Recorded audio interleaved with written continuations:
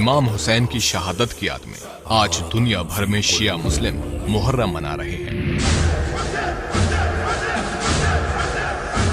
इमाम हुसैन पैगंबर मोहम्मद के नाती थे जो करबला की जंग में शहीद हुए थे। मुहर्रम क्यों मनाया जाता है, इसके लिए हमें तारीख के उस हिस्से में जाना होगा जब इस्लाम में खिलाफत यानी खलीफा का राज था। ये खलीफा पूरी दुनिया के मुसलमानों का प्रमुख नेता होता था। पैगंबर साहब की वफात के बाद 4 खलीफा चुने गए थे। लोग आपस में तय करके इसका चुनाव करते थे। इसके करीब 50 साल बाद इस्लामी दुनिया में घोर अत्याचार का दौर आया।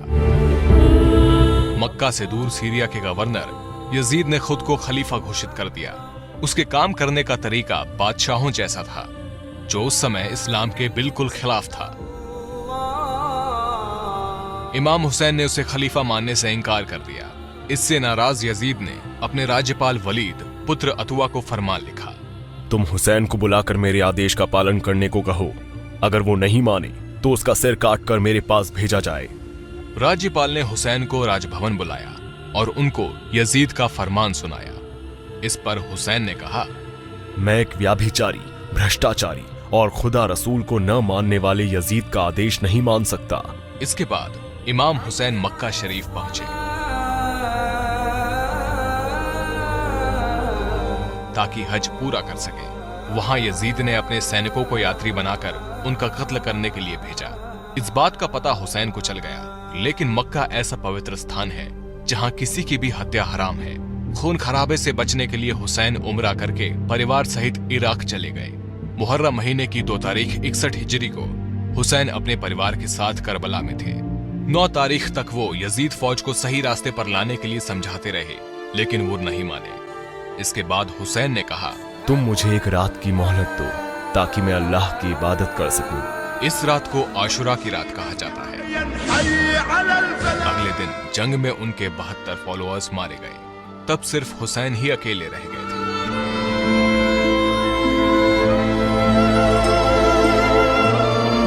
तभी उनके खेमे में शोर मचा। उनका 6 महीने का बेटा अली असगर प्यास से बेहाल था। हुसैन उसे हाथों में उठाकर मैदान करबला में ले आए। उन्होंने फौज से बेटे को पानी पिलाने के लिए कहा, लेकिन फौज नहीं मानी और बेटे ने हुसैन के हाथों में तड़पकर दम तोड़ दिया। इसके बाद भूखे प्यासे हजरत इमाम हुसैन का भी कत्ल कर दिया गया।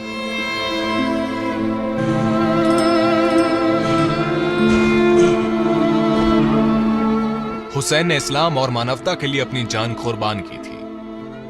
इसे आशुरा यानी मातम का दिन कहा जाता है।